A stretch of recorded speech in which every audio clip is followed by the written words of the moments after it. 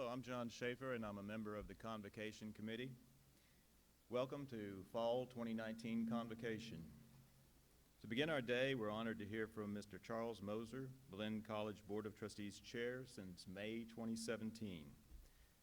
The editor and publisher of the Brenham Banner Press from 1970 until 2010, Mr. Moser has been a dedicated supporter of Blinn College for more than 40 years. Mr. Moser has served as director and president of the Texas Daily Newspaper Association, director of the Texas Press Association, and has been the recipient of the Frank Mayburn Award for Community Leadership from the Texas Daily News Association. He's also been a recipient of the Lifetime Achievement in Print Journalism Award from Sam Houston State's School of Mass Communication. Always active in community, county, and state organizations, he was named Man of the Year by the Washington County Chamber of Commerce in 1988. Please give a warm welcome to Mr. Moser.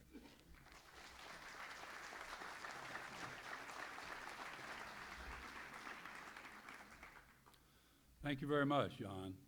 Once again, it's my privilege to represent the Blinn College Board of Trustees in welcoming our staff, our administration, and the faculty to the start of another school year.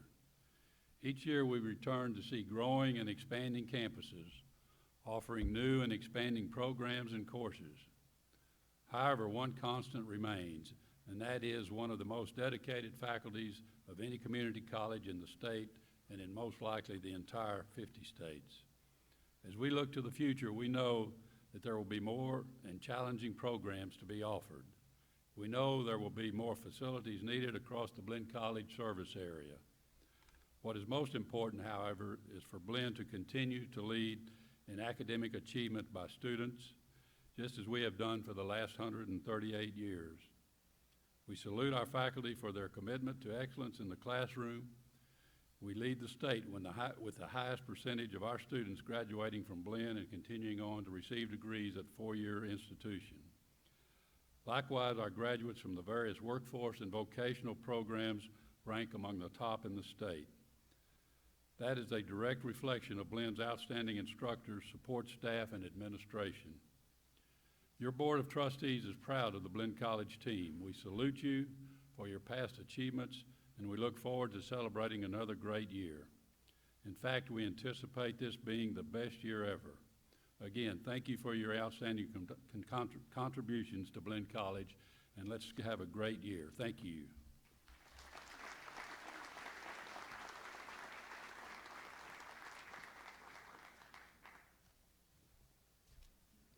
Next we have Dr. Mary Hensley, our Chancellor. Blinn College named Dr. Hensley the 15th President of Blinn in May 2015 and Chancellor of Blinn College District in 2017. As Chancellor of the Blinn College District, Dr. Hensley has strengthened Blinn's partnership with the Texas A&M system and led the college district's development of new articulation agreements for the programs located on the Rellis campus in partnership with the Texas A&M system, regional universities also located at Rellis. Dr. Hensley has overseen the construction of the new Walter C. Schwartz building at Rellis, and under her leadership, Blinn has also constructed the Cruzy Center, the A.W. Hottie Jr. Technical Education Center's Technical Education Annex, Mill Creek Hall, and the Doyle Coatney Athletic Training Facility. Dr. Hensley has also strengthened Blinn's technical and career education programs, increasing Blinn's acquisition of Texas Workforce Commission Skills Development Fund grants to $1.8 million in 2017 through 2018. In June 2018, Dr. Hensley accepted the Texas Economic Development Council's Workforce Excellence Award in recognition of Blinn's Skilled Trades program. Please welcome to Convocation, Dr. Mary Hensley.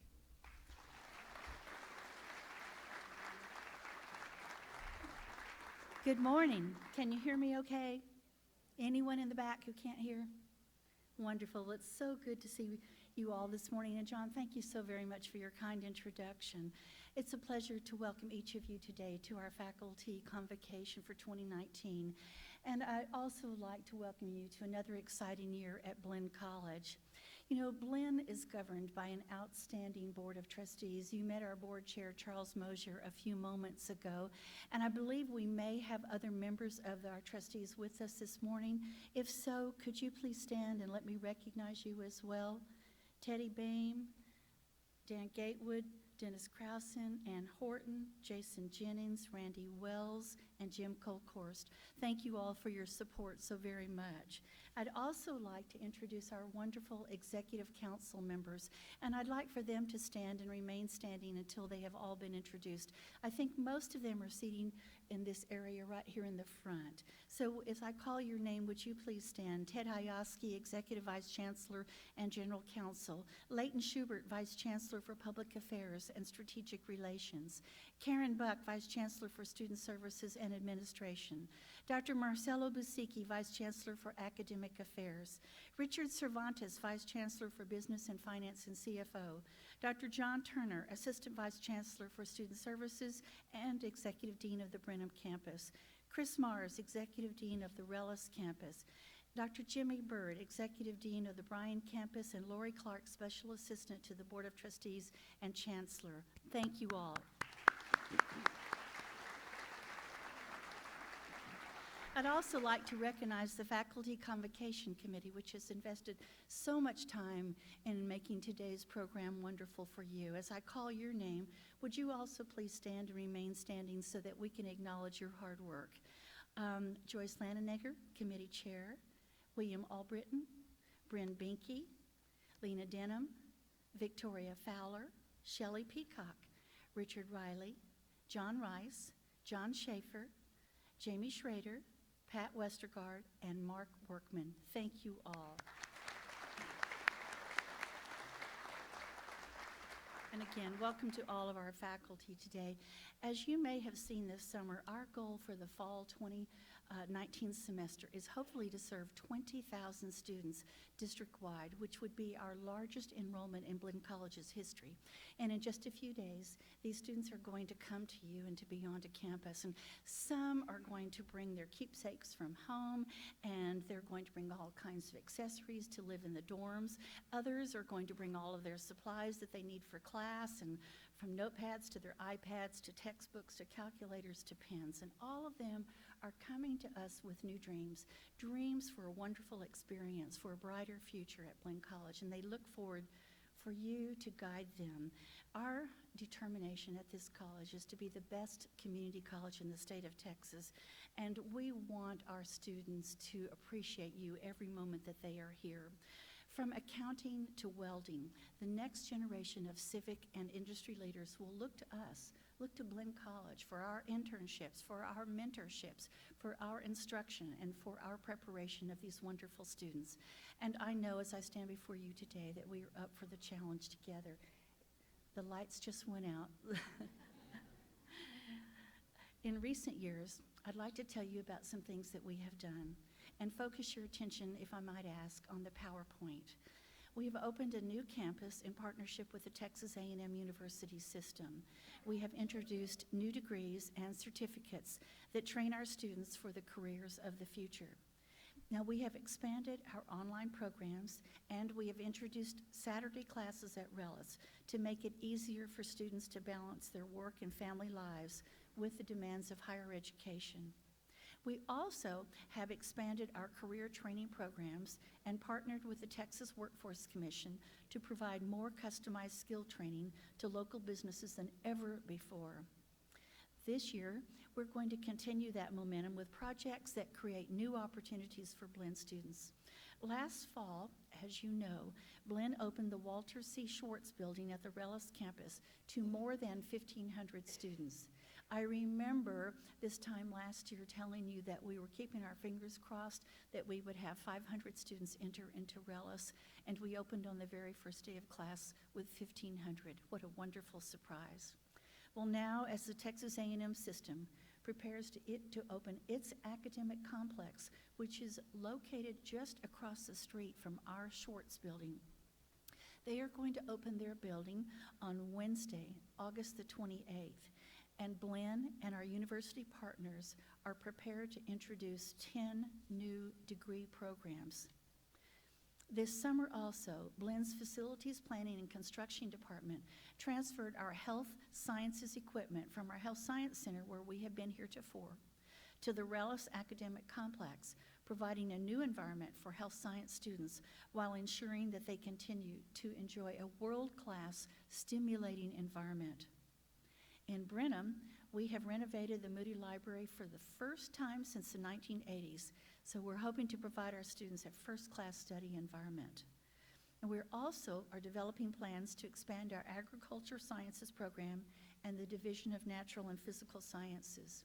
At the Rankin Agriculture Complex, construction is underway on a 6,000 square foot agriculture sciences building that will include a livestock demonstration room, a tack room, farrowing house, livestock pens, and a livestock chute. This new building will allow us to introduce new award pathways, offering laboratory courses in animal science, agronomy, and horticulture, and expand space for summer camps and continuing education. With this new space, Blinn plans to introduce a new Agricultural Sciences Occupational Skills Award in the spring that will give students a strong foundation in basic animal production. As soon as fall 2020 or spring 2021, we also will launch a new Associate of Applied Science degree in Livestock and Range Management that will prepare students for careers in livestock husbandry and production. Planning also is underway for the Brenham Campus Science, Technology, Innovation, and Engineering building that was announced earlier this year. Blinn currently is working with the architect regarding the design, and Dr. Busicki and the Academic Affairs Department are developing a program strategy for this new facility. Now, with the addition of this landmark new building, Blinn will be equipped to offer high-tech training in the following: advanced manufacturing, biomedical technology, computer information systems, computer programming, cybersecurity, engineering technology, and simulation and game programming. This facility also will serve as the new home for the Brenham Campus Certified Nurse Aide, Engineering, Vocational Nursing, and LVN transition programs. As you can see, the Science, Technology, Engineering, and Innovation building will provide training in cutting-edge fields and place Blinn at the forefront of our students' ever-evolving educational needs. I remember Trustee Conjura in his last board meeting talking about the fruition of this building being one of the things that he probably has longed for the most as a trustee. And so I am so pleased that we are going to be able to upgrade the facilities in the science and the engineering and the nursing areas with this wonderful new addition. But these successes, faculty, are only because of the wonderful work that you do. It is you that bring the programming and allow us to build the buildings that support all the good work that you do. Your collective talents, your creativity, your energy, and your dedication make me so proud and make our board so proud to work alongside of each of you each and every day.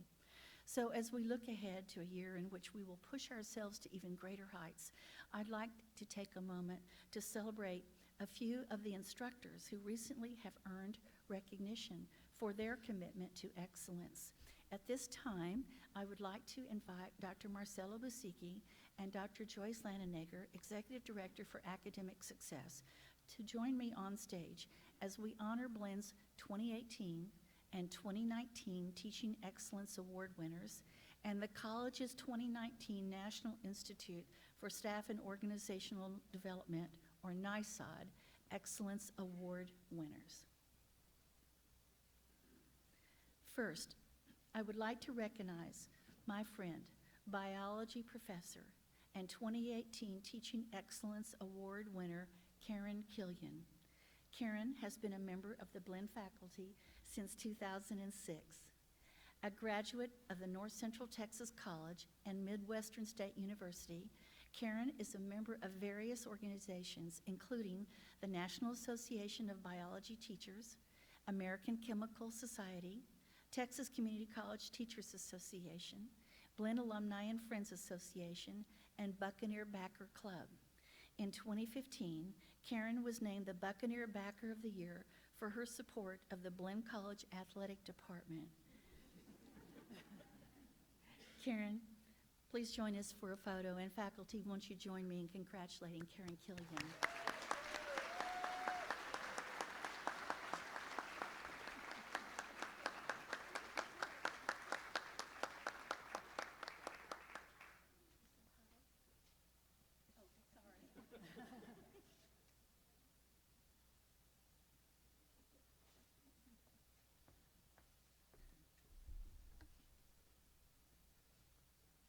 Patrice Pogue. I also would like to recognize mathematics professor Patrice Pogue. Patrice has a passion for mathematics and for teaching, and often tells her students that math is not simply about getting a good grade. It is about strengthening your problem-solving skills and thinking logically. She holds bachelor's and master's degrees in mathematics and a doctorate in curriculum and instruction. Won't you please join me, faculty, in congratulating Patrice?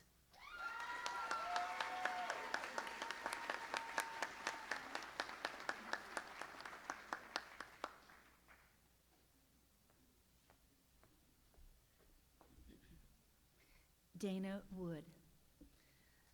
I would also like to recognize dental hygiene instructor and 2018 Teaching Excellence Award winner, Dana Wood. Dana came to Blinn in 1997 and after 14 years of clinical experience. She's a graduate of B County College and Texas A&M University, and Dana is a member of the following: the Texas Dental Hygiene Association, American Dental Hygiene Association, the Texas Dental Hygiene Association, and she is a national delegate for the American Dental Association's Give Kids a Smile program. In partnership with local dental professionals, Dana and the Dental Hygiene Program have provided more than $200,000 in free dental services to local children for low-income families. We're so proud of you, Dana. Faculty, won't you join me in congratulating Dana?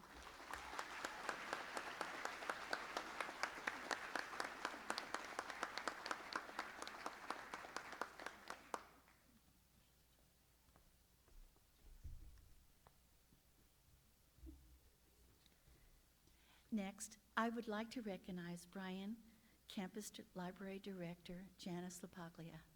Janice is celebrating 20 years with Blinn College after joining the staff as a library technical assistant in 1999. She earned her Associate of Arts and Associate of Science from Blinn in 2005, before earning her Bachelor of Arts in English from Texas A&M University in 2007. She completed her Master of Library Science from Texas Women's University in 2009 and has served as director of the Bryan Campus Library since 2013. Expanding and sharing the library's resources has always been her passion, and she and her staff are proud to work alongside Blinn's innovative faculty to support student success. On a personal level, she was one of the first people who I met when I came to Blinn, and I'll never forget her. She is so wonderful. Won't you join me, faculty, in congratulating Janice?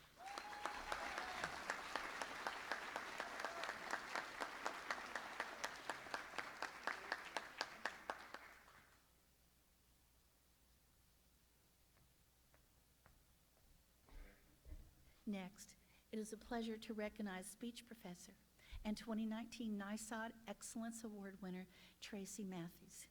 Tracy has been a member of Blinn's Communication Studies faculty since 2004. A Blinn alumna, Tracy earned her Associate of Science in 2001 before earning her Bachelor of Arts and Master of Arts in Speech Communication from Texas A&M University.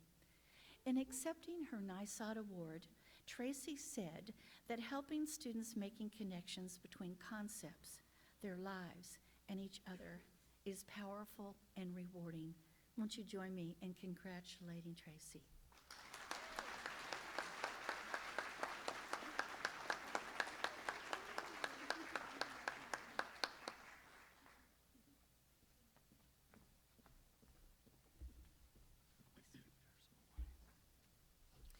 Becky Almany.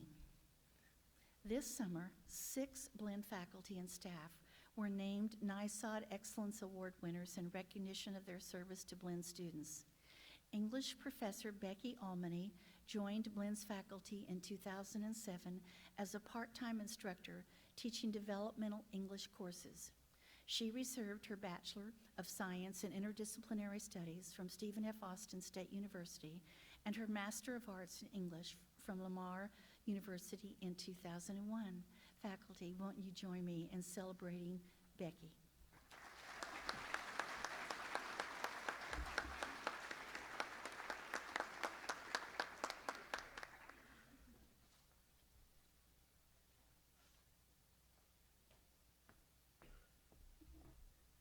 Next, it is an honor to recognize Social Sciences Division Operations Coordinator Dagmar Poteet. Dagmar joined Blinn staff in 2011 as an administrative assistant in the Academic Advising Department. In November 2015, she became the Division Operations Coordinator for the Division of Social Sciences. Dagmar holds an Associate of Applied Science and earned her Bachelor of Business Administration from Texas Tech University. Won't you join us also in congratulating Dagmar?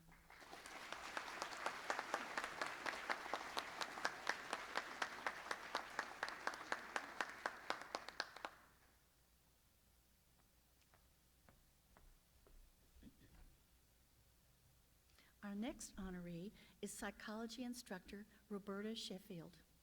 A member of the psychology faculty since 2014, Roberta also is a licensed professional counselor and has experience providing mental health services for children and adults in the Brazos Valley. She earned her Bachelor of Science in Psychology from Texas A&M University and her Master of Arts in Psychology from the University of Mary Hardin-Baylor. In accepting her NYSOD award, Roberta said she enjoys connecting with her students and takes great professional pride whenever students recommend her class to their peers. Congratulations, faculty. Won't you join me in honoring Roberta?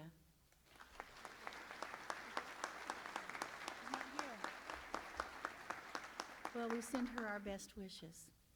And our final NYSOD award winner is government instructor Wade Scholl. Wade began his career at Blinn in 2013 and teaches government classes on the Brenham and Bryan campuses. A 12-year active duty veteran of the U.S. Navy and Marine Corps, and I will stop right now. Thank you for your service.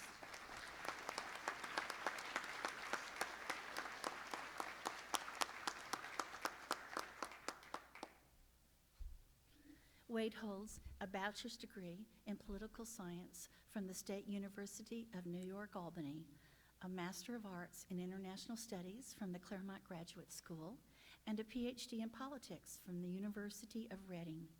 In receiving his NYSOD award, Wade said that teaching is a calling. As he described it, his phone rang, he answered, and he is still on the line. Faculty, won't you join me in congratulating Wade?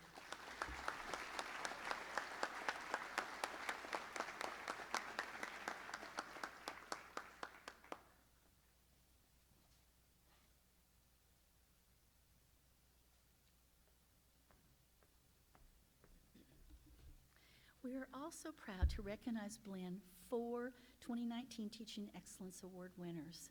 This year's winning representative adjunct instructor is Jennifer Patrick. Jennifer is a part-time instructor, probably very well at home on this stage, and a costume designer for the Brenham Campus Theater Arts Program. In addition to teaching stage makeup, introduction to costumes, stagecraft, scene painting, and theater history 1 and 2, Jennifer supports a variety of student activities. She mentors students at the U.S. Institute for Technical Theater Southwest, participates in the Texas Educational Theater Association, and volunteers for Brenham Broadway Kids and the Wesley Foundation. Jennifer holds a Bachelor of Fine Arts from Southwestern University and a Master of Fine Arts from the University of North Carolina, Greensboro. Won't you join me in congratulating Jennifer?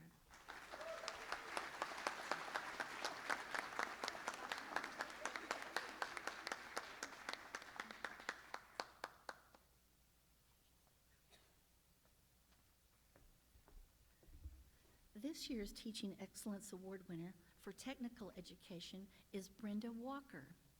Brenda is a health information technology instructor on the Bryan campus with approximately 30 years of career experience in health information management. A member of the American and Texas Health Information Management Associations, Brenda is committed to sharing her passion for health information management with her students. She holds a Bachelor of Arts in Sociology from East Texas Baptist College, a Master of Science in Health Informatics from Walden University, a Master of Science in Health Information Management from the College of St. Scholastica, and is pursuing her doctorate of education with an e-learning specialty from North Central University. Congratulations to Brenda.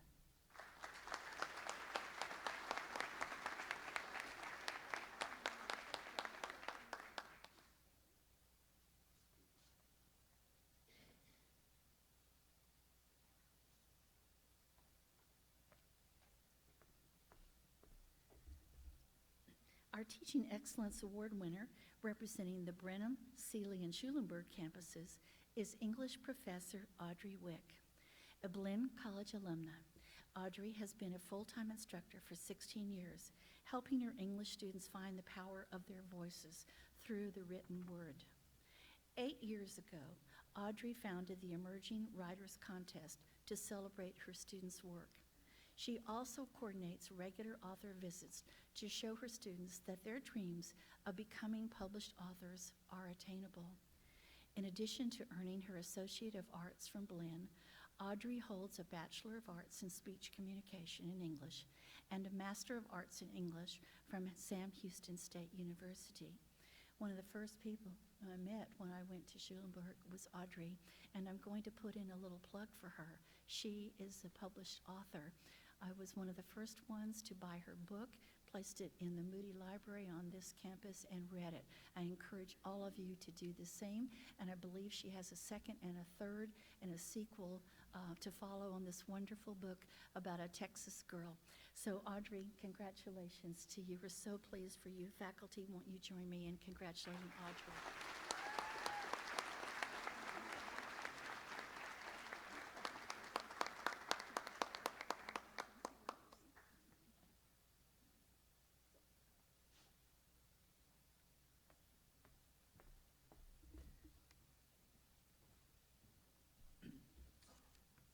Our final 2019 Teaching Excellence Award winner is Nilsa Perez Cabrera, representing the Bryan campus.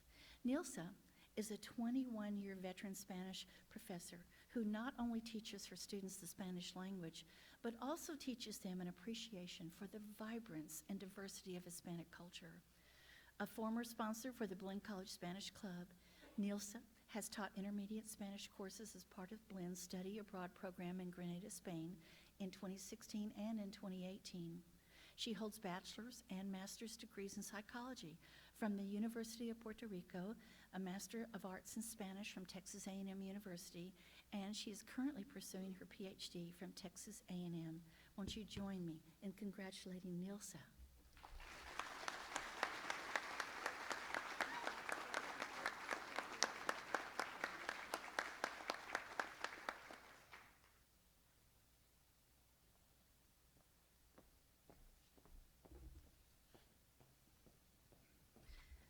Congratulations once again to each of our Teaching Excellence Award and NISOD Excellence Award winners. So as you can see, we truly have outstanding faculty who have dedicated their time and their energy and their expertise in support of our students at Blinn. Thank you for all you do to mentor our students. And I'd like to end on some good news for you. In appreciation of your continued excellence, I would like to announce that the administration recommended and the Board of Trustees approved a 5% pay increase for all faculty and staff.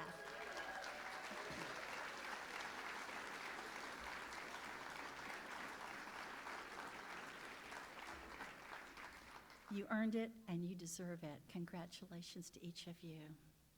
Before I close, I hope that you always know that I so look forward to seeing you and visiting with you and hearing from you. If anything arises for which I may be of assistance, or if you'd just like to say hello during the year, please feel free to drop by or give me a call anytime, or email me at mary.hensley@blinn.edu or chancellor@blinn.edu, and I'd love to visit with you. I encourage each of you to have the most wonderful year. Please know that you are appreciated and loved. I wish you all the very best for a wonderful, productive year, a fabulous convocation. And at this time, we're going to take about a 15-minute break to let you have a stretch before our next speaker joins. Again, best wishes to you always, and God bless.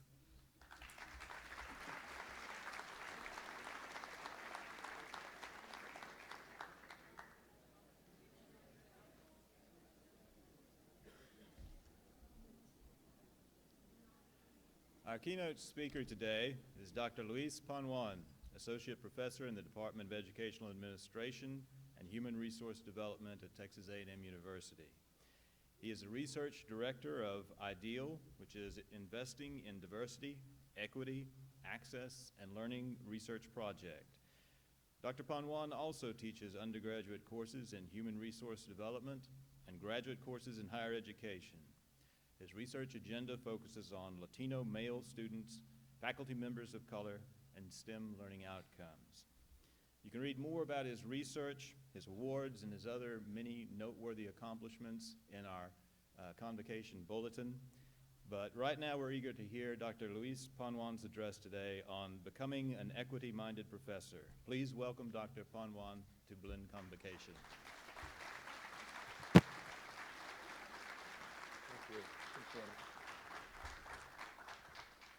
Good morning.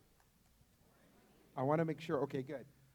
So I was just in North Carolina this past week, and I had an opportunity to welcome a convocation about this size. And I walked in and I said, howdy, and they all looked at me, and they didn't know what to say. So I feel like if I say I give you a howdy, I think I know what the response will be. So I'll say this, howdy. See, you're experts. I can tell you right now, this is going to be a good talk. I am honored to be here this morning because it's an opportunity to talk to you about what I think is really important to me. And the title said, Becoming an Equity-Minded Professor, and I wanted to tweak it, and I wanted to really focus on what it means to be an equity-minded campus, an institution, a community. And so my hope today is to probably give you a lot of information that I think will be beneficial to how we think about the work that we do. Now, I feel like I can talk about this because as a professor, I'm going to spend a lot of time talking. So I get the fact that we only have 45 minutes, even though I have 3 hours of lecture material all prepared, okay? We start classes next week, and I'm like you worrying about why am I here and not working on my syllabus, right?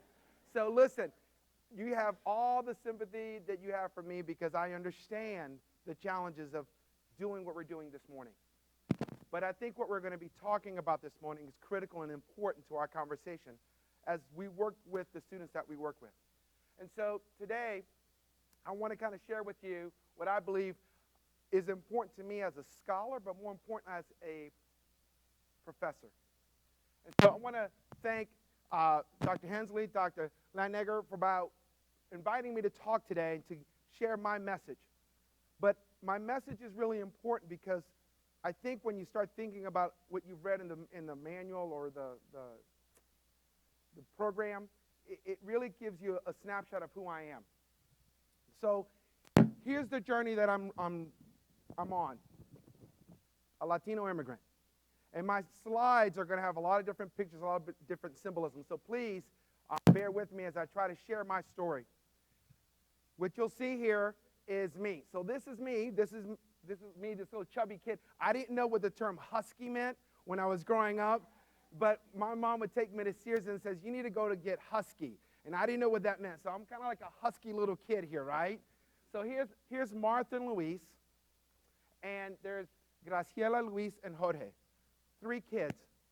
We had immigrated from Cuba, and none of us in this picture could speak English. And when we moved to the Americas, when we moved to the United States of America, my parents, I just had an opportunity to see my parents, and they celebrated their 57th wedding anniversary last month, right? My dad My dad and my mom, my dad will be 86 later this month. My mom will be 80. And between all three of their children, we have 8 college degrees. How can a parent who couldn't speak English, how can a parent who only wanted their best for their child produce 3 children with 8 college degrees? How did that happen? More importantly, how did I become a tenured faculty member at a Research One institution? I like to talk about that little space between those 2 pictures. There's a lot that's happened between those 2 pictures. And I'm going to talk to you about that journey, about how I became a tenured faculty member, and more importantly, the role that people played in my journey. But because of the work that I've done, I've had an opportunity to be invited to a lot of different places. And one of the places I was invited to was the White House, and I got to meet this guy. How did this little kid who could speak English have an opportunity to have what I call the elevator speech, 90 seconds with President Obama? How many people know the elevator speech, right? You have 90 seconds to tell your story, whatever, whatever. So I literally had the elevator speech with President Obama. There are a couple of things I want you to see about this picture. Number one, I'm holding the president's shoulder. And my friends made fun of me. They're saying that Secret Service should have jumped me for jumping the president, all right? So that was the first thing I was told. Don't touch the president. Really, okay, here's the inside story about the president. So I had an opportunity to meet not only the president, but the vice president was there as well. So I got to meet and talk with them both. The President Obama is a total nerd. I'm just telling you right now, he is cerebral. And I love that because I felt like I was having a conversation with a peer. The second thing about this picture is, I really don't know who this guy is behind. He's photobombing me. I don't know. He looks kind of creepy. He's looking at me kind of creepy. I don't know who he is, but clearly he was interested in our conversation. And this is what the conversation was about with President Obama. He said, "Who are you? Welcome to the White House, and we're glad that you're here." I said, "President Obama, it is an honor to be here this afternoon. Never in a million years did my parents ever think that their firstborn son would get to meet the most powerful man in the world. Never in a million years did they think that their son will have an opportunity to share his story with someone like the President of the United States. You see, my parents are Cuban immigrants, and I'm a faculty member at Texas A&M. Thank you. At Texas A&M, and I conduct research on Latino students, particularly Latino males. And I said, as a Cuban immigrant, I never thought that I would be in this position to share my work. And this is what he said, without skipping a beat, just met me, and this is what he said. "Thank you for being here. Thank you for your research. Texas is the demographic reality of the United States. So the work that you're doing, the work that you're engaging in, is the work that's going to inform how we work with Latino students, Latino males, on the larger national scale. We want you to continue doing this work because this work is important as you move forward in your career. Keep doing your good work, and we look forward to seeing what you're going to do to inform practice at the national level." I was nervous. You're asking me to do what?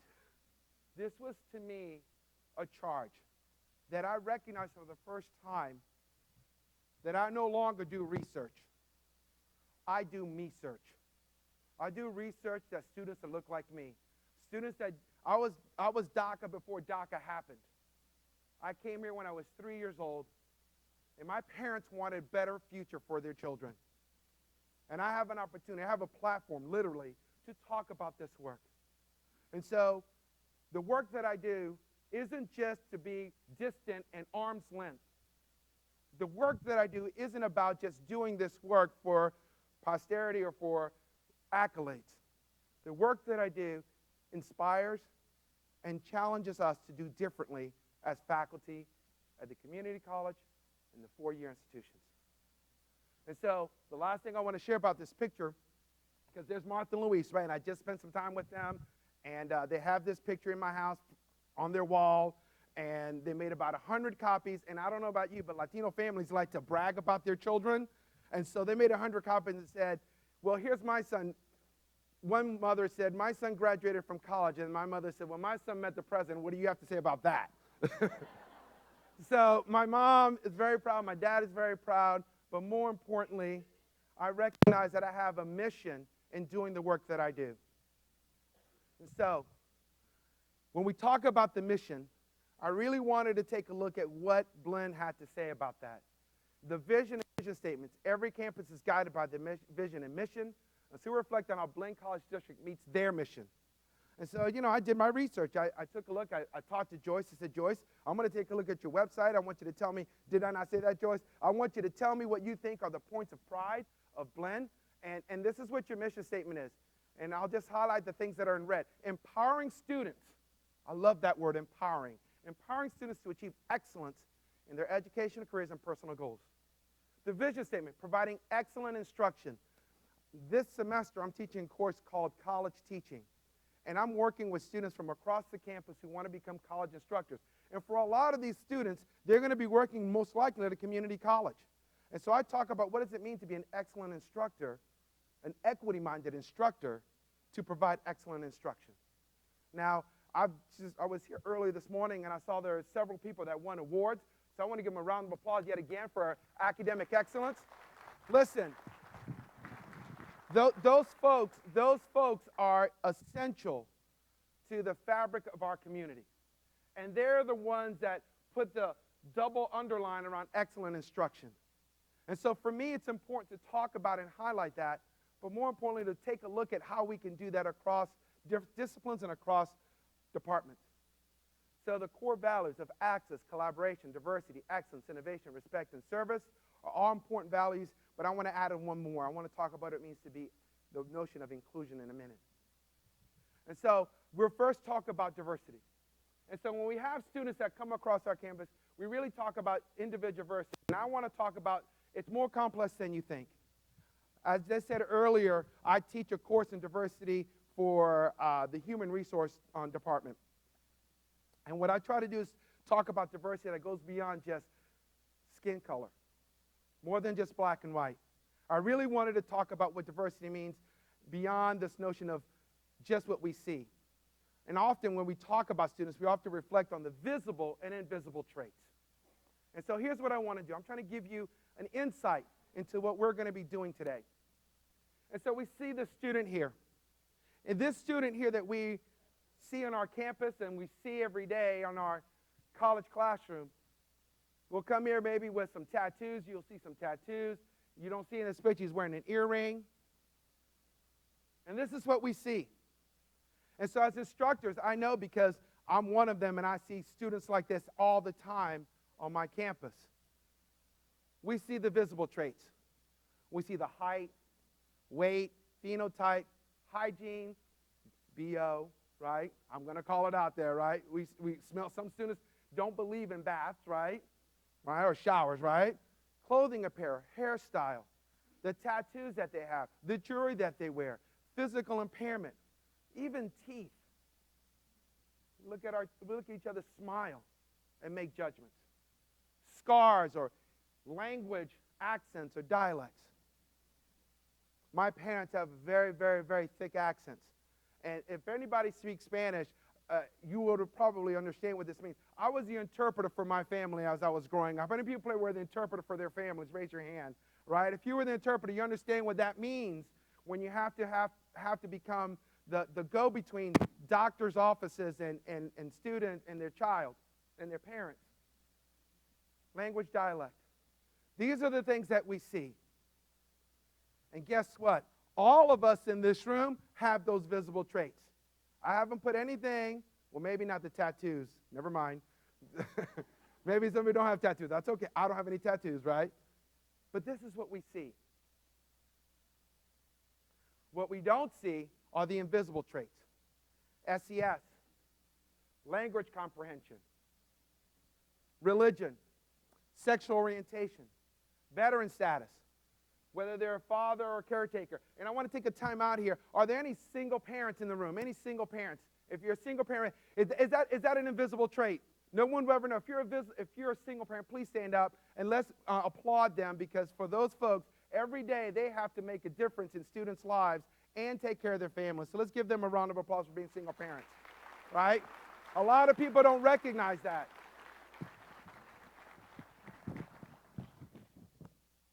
Food and housing insecurities. We have a lot of students on Texas A&M's campus, on Blinn's campus, that don't know where their next meal is going to come from. Don't know where they're going to sleep. And we will never know that. We will never know that. There are some students that have financial stress that don't know when are tuition and fees due for your campus. Oh, they do? When are they due? Does anybody know?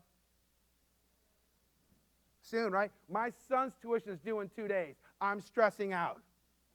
I have a son, he's a senior at University of North Texas, and he's stressing out. First generation student, learning or mental health concerns. All of the things that I've just shared with you are invisible traits that you would never know. You will never know from your students unless you do one thing. When I give these talks across the country, a lot of people ask me, so what do you think is the major, the solution to all of this? Do I need to create fancy PowerPoint slides? Do I need to be a sage on the stage? I said, no, it's not that complicated. Fact of the matter is, you need to know their names to know their lives. I spend a lot of time sharing my story and talking about what I do. I share a lot when I talk to students about what it means in diversity. And in the first class that I teach, I'm going to be doing this next week when I start, I make sure that I know every student's name. In a class size of about 20 or 30 students, I want to make sure that I call everybody by their names. A&M has 60,000 students. And there are students that come up to me and said, I've been here for 4 years, Dr. P, and not a single professor has asked me what my name was. And I felt like I was just a faceless person. You're the first person to actually ask me your name, ask my name, and more importantly, use it throughout the entire semester. We have to know their names to know their lives. To know that for a lot of them, they're wondering where they're going to be able to feed themselves. For a lot of them, I had a student that said, I don't have your book. I haven't had your book for the last 3 weeks. And I said, you need to talk to me. She said, the only reason I'm telling you is because you cared enough to know my name. We want to make people feel like they matter. Quite frankly, we want to make sure that students recognize that we care. And so, it's not just enough to know that we have a diversity of students, but we also have to recognize that we have to address this idea of inclusion. Inclusion matters. The degree to which different voices of a diverse campus community, and here it is, are respected, valued, and heard. Our students, and I want to add, every faculty member in this room wants to have a sense of belonging. Now I'm going to ask you, this is where I'm going to go audience participation. I need you to raise your hand. How many people have been invited to a party, went to a party? Raise your hand. Okay, that's not a trick question. Everybody should be raising their hand. And if you don't, you need to come to my house if you haven't been to a party. All right? So everybody's raised their hand. All right, so if you've been to a party, good. All right, here's the deal. Be honest. How many people have been to a party and they felt awkward, like I don't belong here? How many people felt, okay, what was that like? What were you feeling when you walked into that party? I'm listening. Uncomfortable. What else? Anxious. Awkward. Listen. All of those things are real. But here's the thing.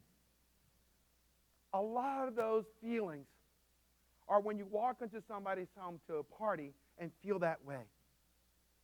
Blinn College, you're opening your doors. You're opening your home to students. And if they feel awkward, anxious, unwelcomed, then they're not getting a sense of belonging. Does that make sense? So folks, start looking at Blinn College as you're the host of your home and you're inviting students into your home, would you invite a complete stranger and not ask their name? Would you invite a complete stranger and not give them a sense of welcome and say, please have a drink, or please sit down? For a lot of these students, they lack a sense of belonging. That makes them wonder whether or not they belong there. And so inclusion is a critical part to diversity, because you have to have both to have a sense of belonging. And so the next piece that I want to share with you, which is really the core of this course, this convocation address, sorry. That was a slip. All right? I'm in teaching mode, right? Is equity. And this notion of equity, just and fair inclusion. An equitable higher education institution like Blinn is one in which all can participate, and here I highlighted for you, and prosper. The goal of equity must be to create conditions, and here's where the operative word, create conditions that allow all to reach their full potential. In short, equity creates a path from hope to change. I can't tell you how many students come to Blinn College with hope. A hope that they're going to change their lives. A hope that they believe that they can get a degree and move on with their careers. The fact is, when we start having these conversations, equity is often misunderstood. And so I want to kind of give you a little of a cliff notes to what we just talked about. Diversity is the noun. Visible and invisible traits that all of us have. How many people are first-generation students? Raise your hand. First-generation student. No one would know that, and a lot of students wouldn't know that. And I make sure when I walk into the class to say, I'm a first-generation student. I want students to see me not just as a professor, but as someone who understands their journey. Diversity is the noun. Inclusion's the verb. We have to daily practice inclusion. Inclusion is something that we have to practice as a campus, at the department level, and in the class. We have to practice inclusion. But the last piece, equity, it's a philosophy. The philosophy that we believe that everyone should have an opportunity to achieve their greatest potential. And so, when we have these conversations about diversity, inclusion, and equity, we usually use data to try to talk about what we're talking about in terms of outcomes. And so I like to use this term a lot. We need to use data for discussions and not distractions. Why do I say that? Because when we start talking about pathways to college completion, I'm going to share some information with you. If you want to take notes, that's fine. But Joyce, I'm going to give you the slides so you can give it to everybody because this is important. This is something that is, I'm a statistician by training, so I love numbers. Numbers don't lie. The fact of the matter is, when we start thinking about all the 8th graders in the state of Texas, all of them, TEA said, okay, for 100 8th graders, how many actually graduate? Of those 100, only 78 graduate. Of the 78 that graduate, only 54 enroll in college.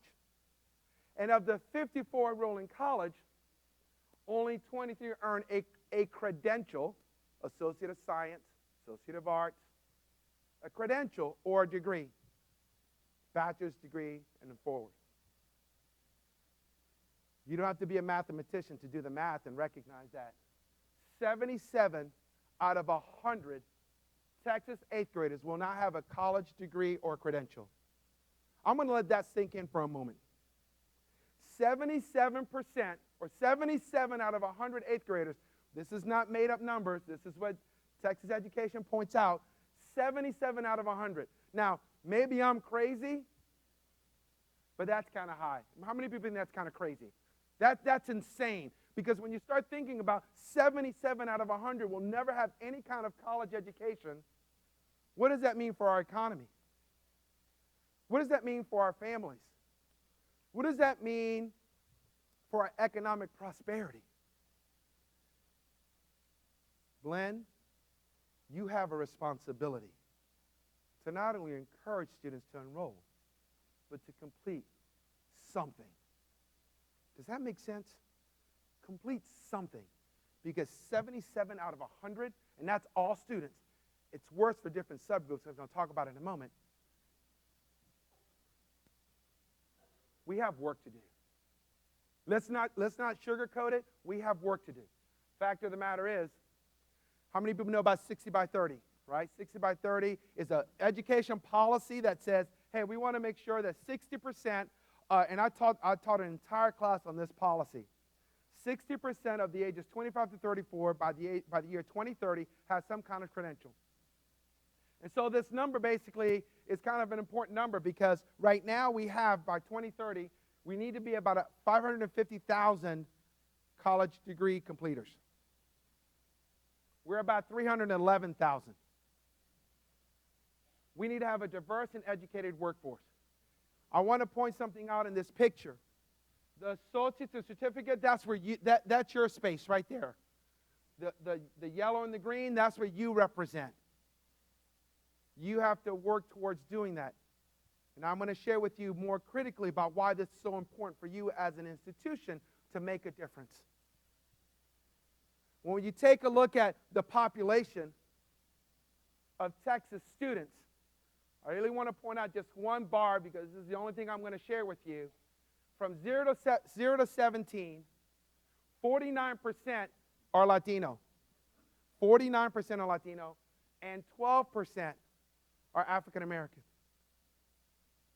You don't have to do the math to realize that we have a majority that are going to become brown and black over the next generation of employees. Does that make sense? Right? So, Blinn, we can't just educate all white students. We can't do that anymore. That's not enough. Not for the state of Texas. We have a responsibility, and this is what it boils down to. We have a responsibility. Our national and state economic prosperity and future generations of an educated workforce requires that we all enroll and graduate more Latino students through the Texas post-secondary institutions. We have no choice if we want to be a thriving society. It's a demographic reality that I think is important to note. And so you're probably wondering, so how's Texas compared to the other states? Not good.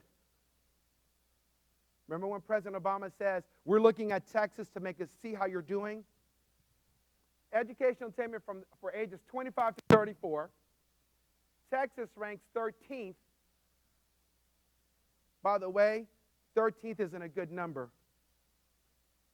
About the number of students that have less than high school diploma or less. 37%. Minnesota has the lowest at 25. West Virginia is almost at 44%. 44%.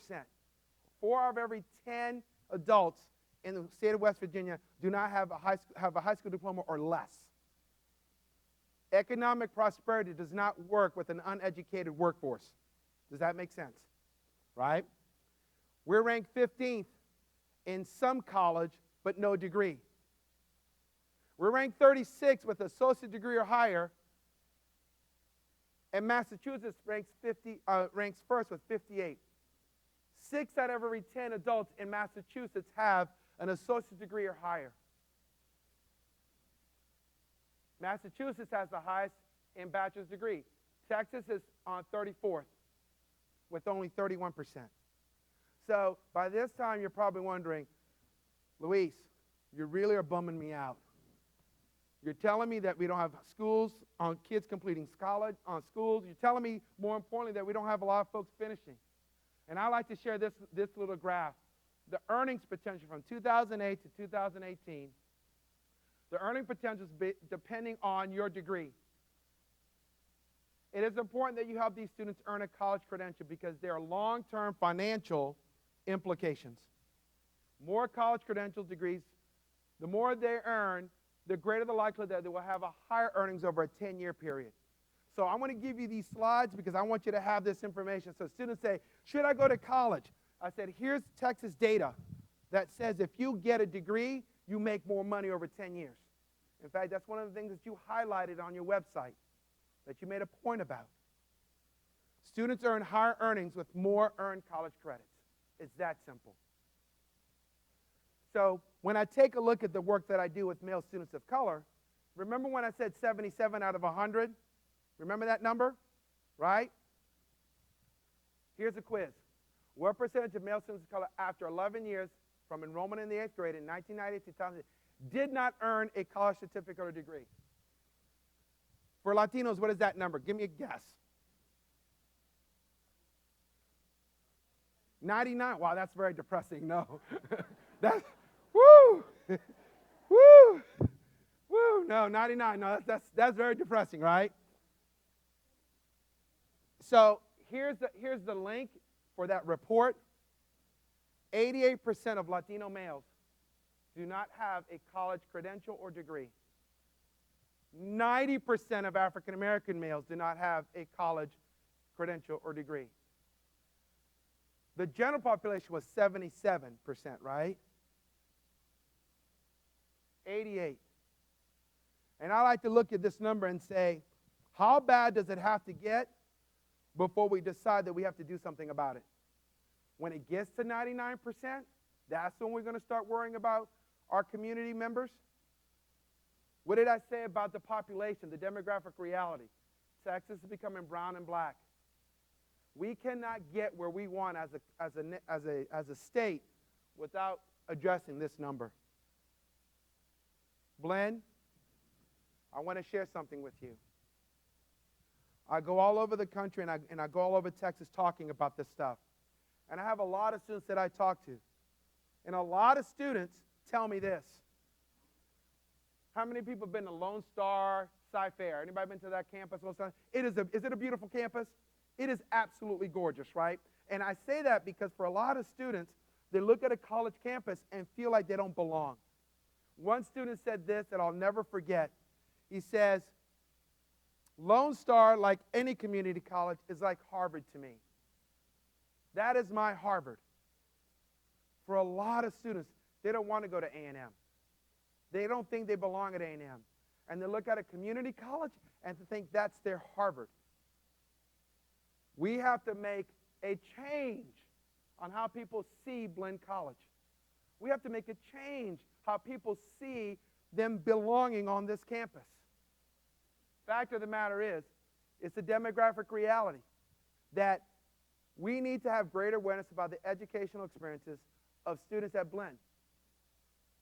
And so I have this picture. Now, please tell me, what is this? Okay, here's the thing. Time out. When I show this picture, I gave a talk to, are y'all familiar with Advise Texas? Advise Texas is a devising program for a recent undergraduate. So I have 21 and 22-year-olds come in, and I do a keynote for them as part of their training. And then I show them this picture. So it's 20 and 20. They don't know what it is. There are a generation of students that do not know what this is. First of all, they don't even have, what do you do with 50 cents? What do you do with that? What is this? Right? All right, so what is this? Please tell me, for the people who do know some cultural reference, what is this? Somebody said Empire State Building. No, it's not the Empire State Building. Close. It's binoculars, right? But where are the binoculars usually placed? Where do you find this? On a very tall building like the Empire State Building, right? Right? Here's the metaphor that I want you to use. This is why I put this picture in here. Blinn, we as faculty and professional staff sit on ivory towers and do not have a view of the students that we serve. We do not listen and understand and look and see the students that we serve. Quite frankly, we lost focus sometimes on the students that we serve. I'm giving you this picture because when you think about metaphorically, we're literally on top of the ivory tower. And we're looking down to see the students. And sometimes we forget who we're seeing. And when we do see them, we just see their visible traits. We don't see them worrying about where they're going to get their next meal. We don't worry about whether or not they can take care of their parents. We don't worry whether or not that they have a little brother or little sister that they have to care for. Fact of the matter is, when we have this conversation, we must move from institutional awareness and towards institutional action to become an equity-minded institution. We want to create conditions. Remember when I said that? We want to create conditions that help people see from hope to change in their lives. And so I share this number with you because this is your graduation rates as reported to the Texas Higher Education Coordinating Board. Here are your graduation rates. 90% of the students who come to Blinn do not finish within 3 years. Full time. 47%. Less than 50% of the students never complete a degree or credential after 6 years. If you're in developmental education, 94% that you'll ever finish after 3 years. 94% if you start in developmental education. These numbers speak for themselves. And it highlights the responsibility that all of us collectively have to address this issue.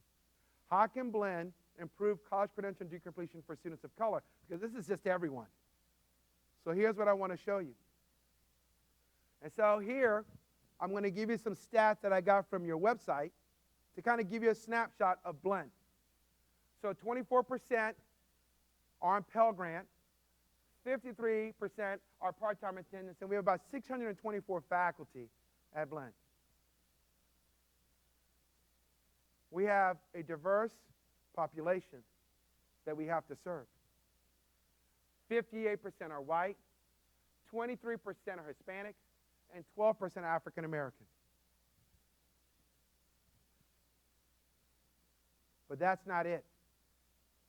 Here's the part that I really wanted to take a look at. Degree completion. Take a look at this and let this sink in.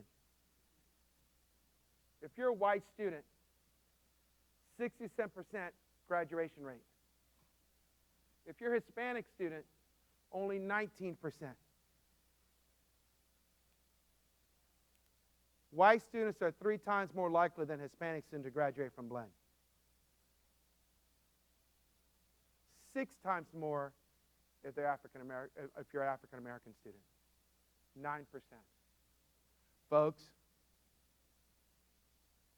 we have work to do. We have work to do. I'm not trying to share this to depress you or to upset you. I want you to see the students that we're serving and the discrepancy, the disparity in the students that we serve. And so you're probably wondering why this chair is sitting here. Yeah, I might get tired. I need to sit down, right? Woo! But this chair means a lot more to me. This chair represents a student.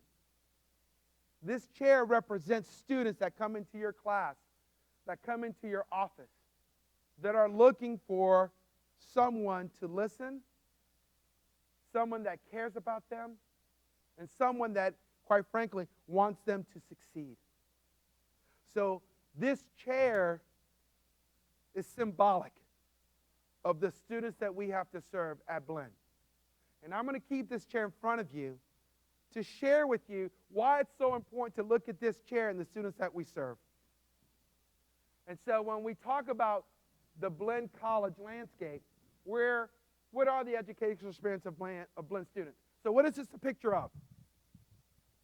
Silos. How many people have said, man, we all work in silos? Raise your hand. Come on, raise your hand. We all work in silos. The left hand doesn't talk to the right hand, right? Quite frankly, when we start talking about what it means to work at Blinn, we think about orientation, academic advising, financial aid, dean of students, students with disabilities, academic departments. But then we also talk about what I call the back office of higher education that are equally important. Information technology, custodial staff, having clean bathrooms, campus police, human resources, purchasing, institutional research, All of these play a critical role in making the educational experience for Blinn students to be successful. All of them. So, a lot of times students see this. And what is this? Picture of a brick wall. A brick wall that a lot of students sometimes run into when they come to Blinn. Metaphorically and maybe even figuratively or even literally. And so you always hear this. Traditionally, college asks Latinx students or students of color, hey, are you college ready? How many of you have heard that? Are you college ready? Raise your hand if you heard that. Are you college ready? When in reality, if we use an asset-based approach, the real question is, instead, we should ask if Blinn College is ready to serve my next students, African American students. Are we ready? Are we ready to serve the student that sits in that chair who doesn't believe that they belong here and thinks this is Harvard? Are we ready to do that? And so we need to understand the educational experience of Blinn students. And a lot of times when we have the conversation about students at Blinn, we just talk about degree completion, right? We want to get degree completion. I'm breaking that up. I'm breaking that narrative up. I don't care about college degree completion. And you're probably thinking, God, this guy's really kind of crazy. That's how we get our funding, when we get more people to finish. We can't have a conversation about degree completion. We need to focus beyond degree completion. Why? Because when we have a conversation about degree completion, we really need to talk about transitions. That is, how do they successfully transition to college? What are their academic experiences? How are they engaged? In other words, if we don't talk about those first three, right, we'll never get to degree completion. Does that make sense? If we don't address the fact that they're coming into campus for the first time and they don't have a person that wants to help them because they don't know their names. I had a community college do this for me. I said, I want you to tell me who drops out after the first semester. I want to know the demographic profile of the students who drop out after the first semester. And what they found was 60% were men of color. And I said, you're worrying about degree completion, and you can't keep them for 4 months. You're worrying about degree completion, and after 4 months, students feel like, this is not for me. Let's stop worrying about degree completion, and let's start worrying about keeping them for the first 4 months, the first year. To me, that's where the real conversation begins, because then we can have a conversation about completion. So I'm going to break it down for you. Transitions to college. We must understand how these students experience Blinn College, especially at their initial transition into college. What does that really mean? For me, it's like, hey, how important is a beautiful and safe campus? When you're a part-time student and you're coming to campus and you have to take classes at night, how safe it is to walk back to their car? How important is that? Lady, how important is that to be safe to be walking back in the middle of the night? Is that, please raise your hand if that's important to you. Yeah, thank you. Right, thank you. Right? You're a single mother and you're having to take classes at night and you don't feel like it's safe. That affects the transition. How valuable is the first contact person? What do I mean by first contact person? Who is that? Advisors. Who else? Financial aid. Who else? Admissions. Admissions. A lot of students don't make it through admissions. And we're worrying about degree completion because the first contact person doesn't take the time to say, tell me your name and tell me why you're here. How can we help you succeed and reach your potential? First contact people are essential. The receptionists, everyone in between. What can we do to help students feel like they belong at Blinn College? Look at this chair, and what can we do to say, welcome to our home. Please have a seat. We can't do that if we don't know their names. So that's transition. Academic experiences. So we have people in the lobby. We have people in the overflow room. And we have students who come into classes late. And we want to ask them what are their academic experiences. We understand what students need to be academically successful. I do an entire session on this. I'm working with ACC, Austin Community College, and we're doing an online module about understanding what cultural humility means. What does cultural humility mean? What does that actually mean? Can anybody help me with this? What is cultural humility?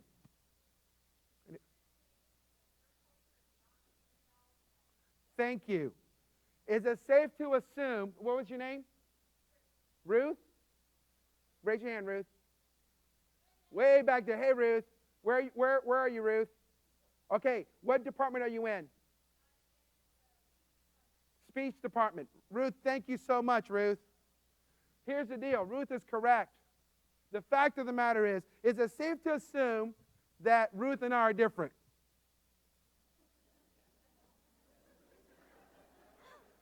Okay, good, right? All right? Ruth and I are different. Is it safe to assume that Ruth is going to meet students that are different from Ruth? Is it safe to assume that I'm going to meet students that are different from me at a predominantly white institution? And students ask me, you really want to know what my favorite food is? That's one of the icebreakers that I said, yes. If you're on an island, I want you to tell me your favorite food. Students have weird food taste. But with that culture, the food that they choose tells them about their culture. Cultural humility is something that I think is important because it recognizes the fact that we're working with students who are different from us. And of the 624, are 25% of those students, of those faculty, are they Latino? The answer is no. So it's incumbent on the faculty who are not Latino, when we have 25% of the students are Latino and 9% are African American, it's incumbent that if you're not Latino or African American, that you try to develop humility in understanding what their challenges are. And you can't do that if you don't know their what? Their names. Pop quiz. You need to know their what? Absolutely. Wait, that's a great question because some people ask me that. Guess what? I teach at A&M. You don't think I haven't gotten that question before? Right? I have 600 students and I have 7 sections, and yes, I understand. But here's what I want you to recognize. Because I've been there. Not only do I ask students for me to know their names, and not the 600 or the 300. No, I understand that. But what I do, or what I do encourage faculty to do, is after the first quiz and after the first exam, I draw a line and see the students on academic problems. And I tell them, mandatory meeting, you need to come see me. You need to come see me, you need to talk to my TA, but you need to come see me. I need to know what's going on. The fact that you made the effort to understand and listen to the students and know their names is important. So there are going to be students that all 300 that will never see you. That's fine. But the fact of the matter is you want them to know that you're going to be able to listen to them if they do, that they matter. I'm not asking you to be BFFs with all 300 of them. But I do want you to feel like they can come to you when their troubles do arise. They need to know that you care. They need to know that you're listening. How do we improve part-time students navigating course planning? Part-time students are a big part of your community. How do we improve Latino students that have access to academic and counseling support? Because here's the thing, as faculty, I'm going to be honest with you. I've had students who've come into my office that I said, you're having issues. I think you need to go see someone in counseling. And here is the catch. And I said, you need to talk to Dr. such and such at the counseling center. So I give them not just a pat on the back, say, go to the counseling center. I give them a name. Give them a name so they can see who they need to talk to. The fact of the matter is, being an equity-minded professor, an equity-minded campus, means that you're going to listen and that you're going to care. There is no magic sauce or magic formula to doing what we're wanting to do. We have students that look like this on our campus. And we hear the term microaggressions. How many prefer that term, microaggression? Ruth, I already know you know the answer to this. I'm not going to ask you, Ruth. All right, Ruth? All right, we get that. So microaggressions, I get it. I don't want to talk about microaggressions because we get that all the time. I want to talk about something the converse of that, and that's microaffirmations. So for the folks who have 300 students, we need to start creating positive micro messages that recognize, validate others in positive, supportive ways. They cause people to feel like they're valued, included, motivated, confident, and most importantly, encouraged. There are a lot of students that are going to be in your class that don't feel like they are college material, let alone that they belong there, because they're the only student of color. There are a lot of students who don't believe that they're college material and feel like they don't have what it takes. What messages are you sending them? What kind of micro-affirmations can we help Blinn students? We talk about acknowledging and validating their concerns. I can do a whole session on this. How do we encourage and support them? How do we listen and question? How do we confront and address students who have misunderstandings of marginalized groups? How do we use verbal and nonverbal language? What images, readings, and social media? What is the notion of humility and compassion and awareness and action? I say this because I had to do, I told you, I've done this before with other faculty. I was invited to the A&M, Texas A&M's physics department. And I had an opportunity to talk to the physics department about microaffirmations. And you know the old adage, how does diversity and inclusion fit into physics? Right? A star is a star is a star. Right? There is no gender of a star. Right? And this is what I said to those faculty.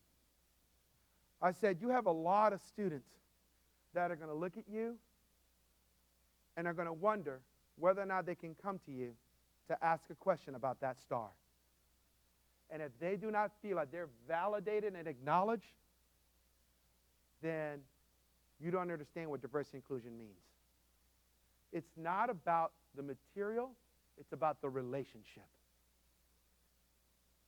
I'll repeat, it's not about the material, it's about the relationship. As a faculty member, you're building relationships that show students that you care.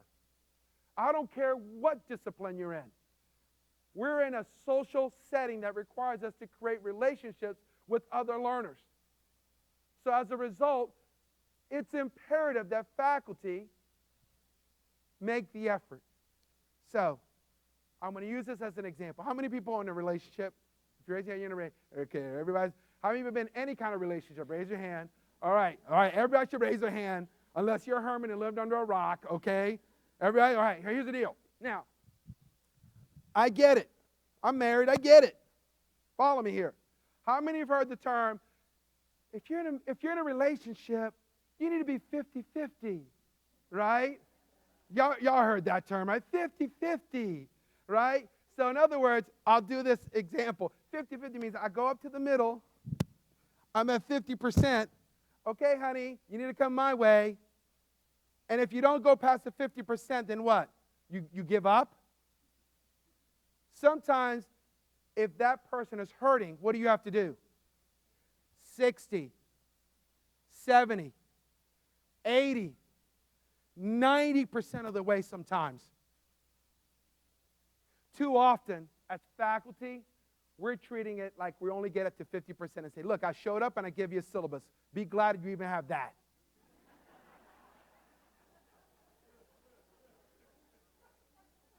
Oh, and by the way, you're lucky if we finish, we're going to have all 15 classes, all 45 classes. You're lucky. You're just lucky I showed up, right? Stop treating our relationship with our students as a 50-50 proposition. We have some students that need us to meet them where they are. Sometimes for some students, not all 300, Not all 300. My son doesn't need that.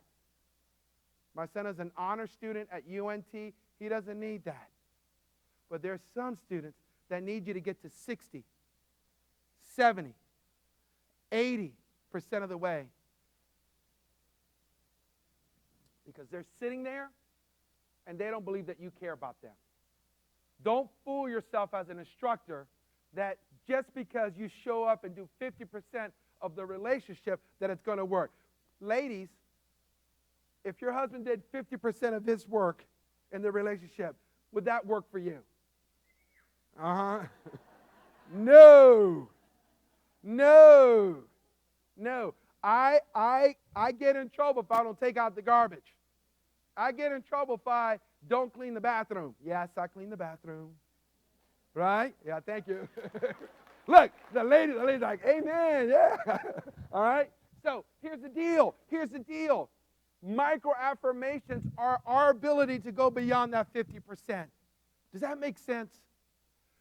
It's not about the discipline. It's about the relationships. With every student that you have, you don't have to become BFFs with all 300. But I guarantee there's about 30 of them that probably need your help. There are 30 of them that are probably wondering whether or not they belong. And so you see this student here. These positive and supportive ways that we talk about. And here's something I'm going to share with you. I'm going to give you a little tip, right? How do you say something positive to Blinn students and your coworkers? So look to the person to the right of you or to the left of you. Which either way, look to the right of you, right? To the right of you, all right? Look to the right of you, right? And here's what I say. I want you to say something nice to them right now. Right now, say something positive to them. I don't care what it is. Say something positive. Go.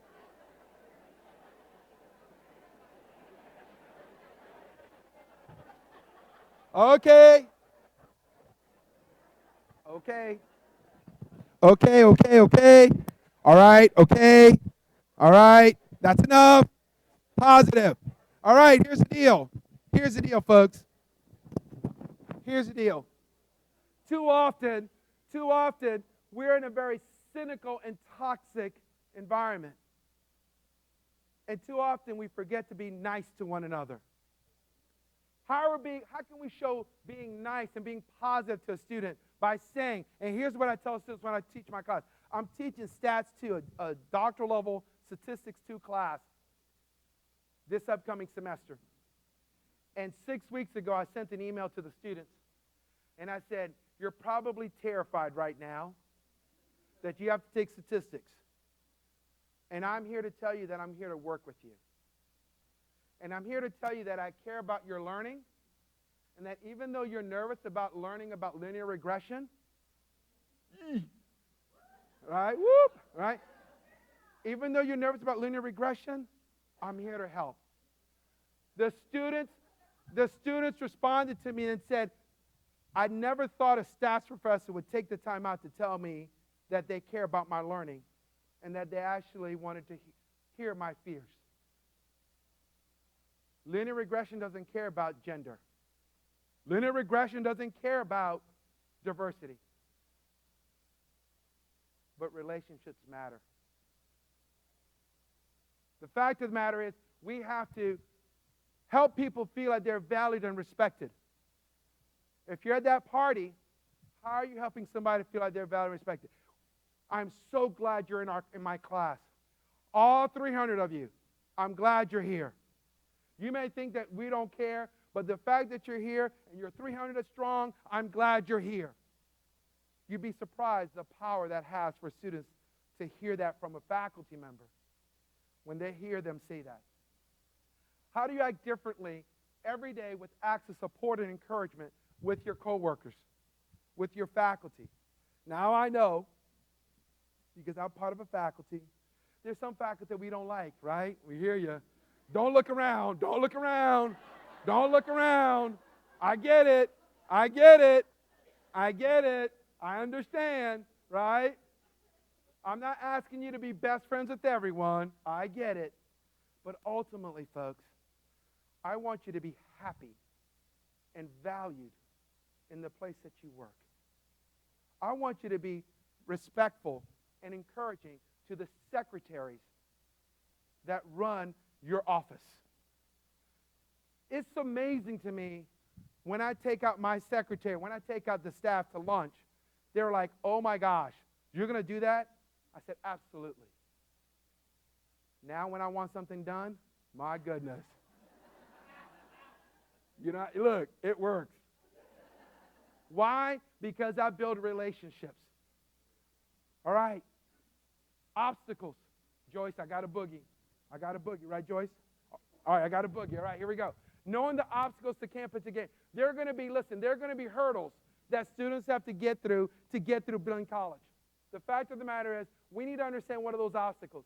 Examining Blinn students' engagement experiences requires us to recognize that how do we help part-time students get involved with Blinn Community College? How do we do that? How does that happen? Fact is, we must address that some of them have financial, food, or housing insecurities as what I call the unknown. What are those things that I just shared with you? What are those called? Invisible traits. There's no way that you can determine that. I ask students when I teach the class, the stats class, I said, oh, and by the way, you're going to have 2 books for this class. One of them is free. They looked at me like I had a horn coming out of my head. A free textbook? I said, yeah. I found an open online source where you can get a book for free. And they're like, oh my gosh. Oh, and the other book, it's only $100. And if you know anything about stats books, that's dirt cheap. For a stats book, $100, that is dirt cheap. And they're like, wait a minute, you're actually caring about my financial? Yes, I am. I understand. We must focus on academic and student affairs partnerships to address what it means to be engaged. We must create opportunities for students to connect with faculty, staff, and their peers. Fact of the matter is, inclusion is the verb. We need to work at creating relationships. If all you do in a relationship is go 50% and do nothing else, that relationship will wither away. As a faculty member, you have a responsibility to build relationships. And so, I have another picture. What's this picture of? Water, right? All right, I want you to raise your hand. Be brave when I ask this question now. Be brave. How many people do not swim? Don't know how to swim? Raise your hand. Do not know how to swim. Raise your hand. Be proud if you do not know how to swim, right? So for the people, and only the people who can't swim can answer this. So when you see deep water and you don't see the bottom, what are the things that you think about? What are some of the emotions? Not going in? Fear? Fear of unknown.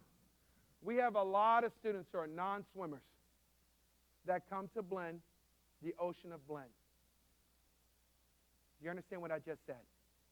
We have a lot of Blinn students that are non-swimmers, first generation, that look at Blinn's waters and say, I don't know if I can graduate from here.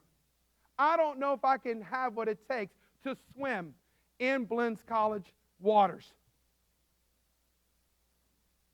Folks, we need to understand their journey. This is the last piece. What can Blinn College do to help students reach their education and career goals? We need to see what the disaggregated data tell us. I already showed you about the differences in gender. What about first-generation students?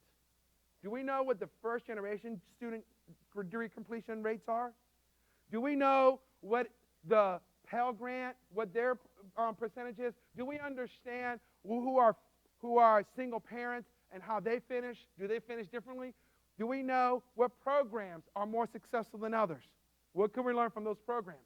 More importantly, how can we ensure that part-time students complete when we recognize that they're here part-time? Faculty, we all play a role in degree completion. And this is what I want you to hear. And I'm going to be blunt with you here. We must disrupt institutional complacency this upcoming academic year. We need to disrupt complacency. We need to disrupt how we go about doing our business and recognize that we can't go 50% anymore. We have to mix it up. Because the relationships that we have with students will wither away, and the student that sits in this chair will feel like you don't care. You cannot be complacent as a host to invite people into your home and expect them to succeed. So you see the student. You don't see his face, but you see his locks. You see his ear stud. And you're wondering, what do I have in common with this student? I see the visible traits. So we must understand how Blinn faculty and professional have improved Blinn students like this sense of belonging. It's not just faculty, it's everybody that you see here. This is not the responsibility of the Diversity and Inclusion Office on Blinn's campus. I'll repeat, this is not the responsibility of Blinn's Diversity and Inclusion Office to do this. This isn't Title IX's responsibility. This is everybody's responsibility. Academic faculty, Veterans Affairs, career counseling, LGBTQ, international students, food and housing support, orientation, all of us are responsible as a Blinn family to make students feel like they belong. And so you're probably wondering, well, golly, you're really getting me out of my comfort zone. In my comfort zone, I'm safe and I'm in control. And as a faculty member, I like control. I like being in control as a faculty. Amen, right? As a faculty member, I like being in control. And I'm in my comfort zone. But we can't be in our comfort zone anymore, folks. If we want to make students feel like they belong who sit in this chair, we need to get out of our comfort zone. We get into, maybe we lack some self-confidence and we're in a fear zone. But the fact of the matter is we need to get into a learning zone. We need to deal with the challenges and problems. We have challenges. How many people work in an office? If you're working, raise your hand. That's everybody. Raise your hand. All right, good. All right, here, follow me here. Is everything working perfectly in your office? I teach it here. Is everything working perfectly and y'all are a smooth sailing, smooth operating office? No. We all have challenges and problems. We need to acquire new skills. For the faculty who say, I have so many faculty who tell me, I don't know what it means to understand somebody who's different from me. My job is to help them recognize what are those new skills that you could have. How can we help you develop those skills? What faculty do a good job, and how can we do this? And this isn't about a personality contest. This is about recognizing that you need to be a better host to the students that sit in this chair. You need to extend your comfort zone. You need to find your purpose in terms of who you're trying to serve. Set new goals in terms of what you're trying to accomplish. If you're dealing with degree completion, forget about degree completion and focus on, I had a community college that I worked with. They had developmental math. Any developmental math instructors here? Any developmental math? Anyone? I don't think. Over here? Okay, way up there. Look where the math folks are. Way in the top in the corner, right? All right, math folks, hear me out. So I had them look at every section of developmental math. Every section. And tell me the pass rate of every section of developmental math. There's about 30 of them. 30 sections of developmental math. And some were as high as 95% pass rate, and some were as low as 5%. Are the quality of the students the same?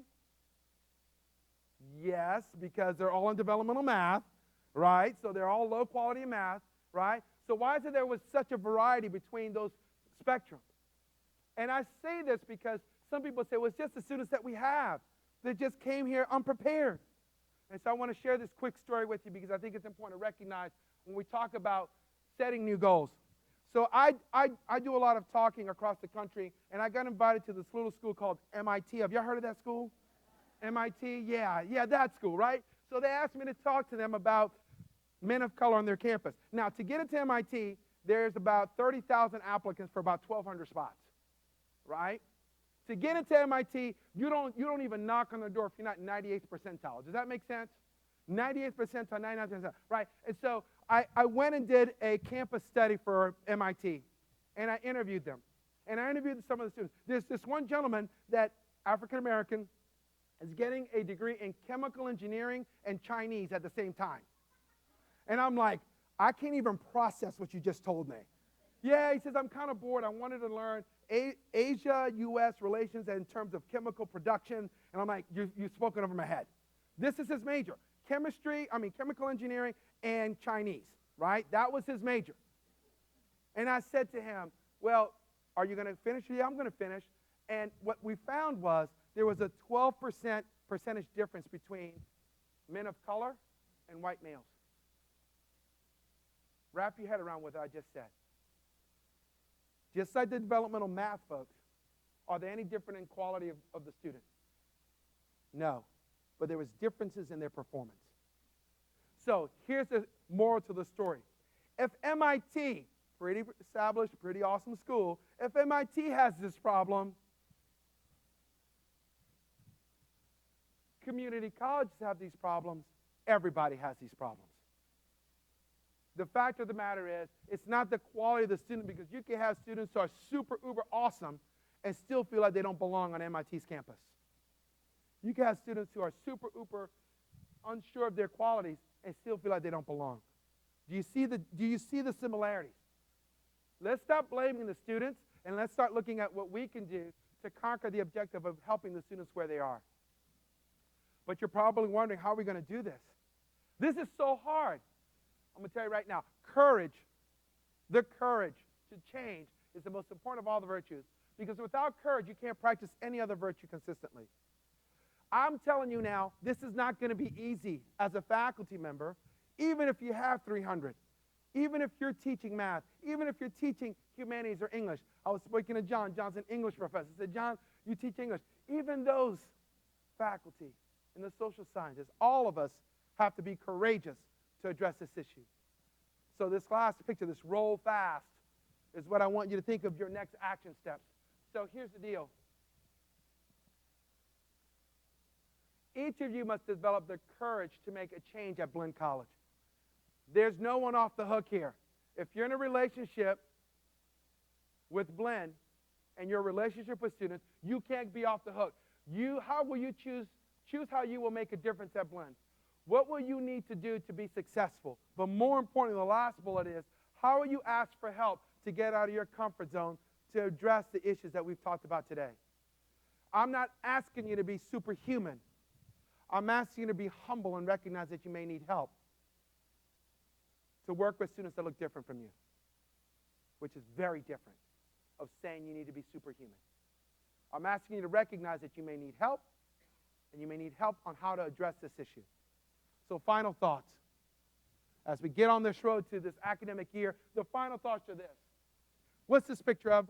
Y'all should know this one. This is an easy one.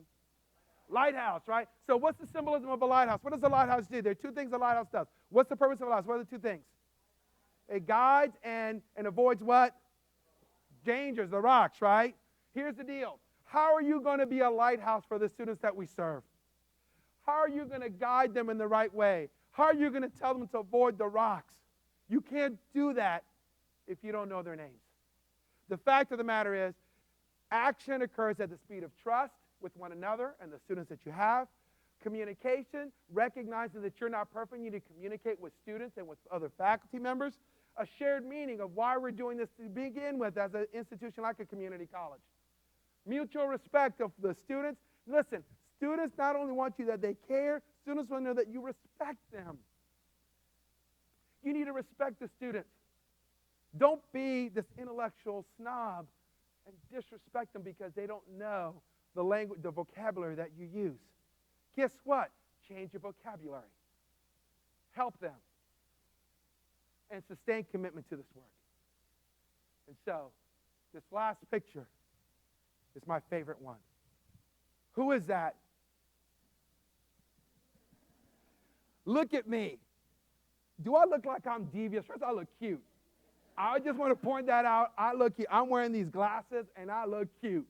Right? And look at that mischievous grin. I'm up to no good. I feel sorry for Martha and Louise. I feel sorry for them, right? Here's the deal. Martha and Louise, this is before we were still in Cuba. We were about to come to Cuba. Come to the United States. And I want to close with this. We must embrace our students of color, know their names. Luis Bon Juan. Show them that we care. I'm so glad you came to Blinn. This is an incredible opportunity for you to come to Blinn. And I want to make sure that you're a graduate of Blinn and that we want to learn their stories. Tell me about where you're from. Are you the first in your family to go to college? Who are you?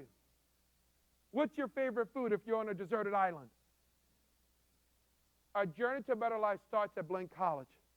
And you're the person who actually makes that happen. And so here's what I want you to do. Take out your cell phones. Take out your cell phones. And this is the last thing we're going to do. We're going to wrap it up. Here it is. You're going to text to the number 37607. That's the number you're going to text to. 37607. You're going to text my name, 449. All right? You're going to text the number 37607. That's the number you're texting to. And you're going to text my name, Luis Palma, at 449. And once you do that, you're going to get into the system. And when you get into the system, I want you to write what you believe was the most interesting thing that you learned today. And here's what I want you to do. I want you to see what your peers are saying. The first 40 responses are going to be posted. And here's what I want you to understand, that what I'm going to be what I share today and how people react may not be the only way that you may have thought about it, and this is what they may have noticed. So let's see what some people have to say. 37607, Luis Panwan, to listen, to ask, to care. Powerful. That's powerful. What else? It's about the relationship. Yes. Absolutely. And Joyce, I'm going to give you these so that you can have this. It's about inclusion and respect. Use microaffirmation can help. The party analogy with class. Yes. Never heard of microaffirmation, but they can be effective. Absolutely. They can be effective because when you're wearing a cute outfit, my, that's cute. That makes you feel good, right? That's a cute outfit, right? It begins with me caring, open-minded, and being welcoming. It's okay to single some students out, especially if they want to feel like they belong.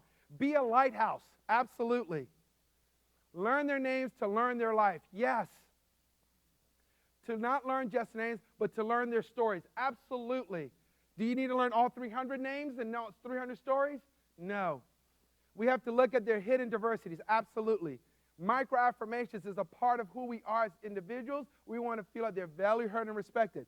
Diversity and inclusion equals equity. Know their names. Learn the name, learn their stories, and care about them. Absolutely. Encourage and support students. It's so important. Yes. Yes, yes, yes, yes, yes. Everyone's story is different, just like everyone in this room is different. And all of us have a story to tell. If you're the firstborn, if you're the last, if you're the baby of the family, I feel sorry for you. Be receptive. Let students know that you care about them and help them to succeed. Learn their history. We have to do better. Absolutely, we have to do better. You saw the numbers. Absolutely. With love, humor, and food, yes. Only 23%, absolutely. I'm going to finish with this. Teach them how to swim or at least float. Scary percentages, absolutely, they're scary. Folks, every day this upcoming semester, you're going to have an empty seat. Or you're going to have a student that's going to sit in that chair. What role will you play in making that student who's sitting in that chair feel like they belong, that they're respected, that they're valued? Stop treating your job, and I'm not saying you are, as a 50-50 relationship. There are going to be some students that need 60, 70, and 80%. I hope that my message strikes a chord with your community, because I believe that you play a critical role in the future success of our state and our country. Yes, Blinn College does make a difference. Thank you so much for your time, and I look forward to working with you.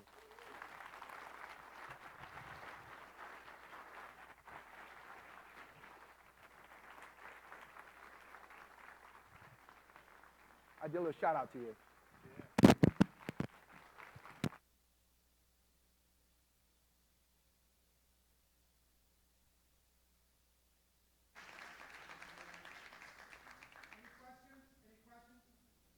Y'all need to go eat? Y'all need to go eat?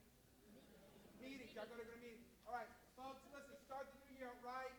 Thank you so much for listening, and I'll be more than happy to share the slides with you so you can get all the information. And then good luck and have a great academic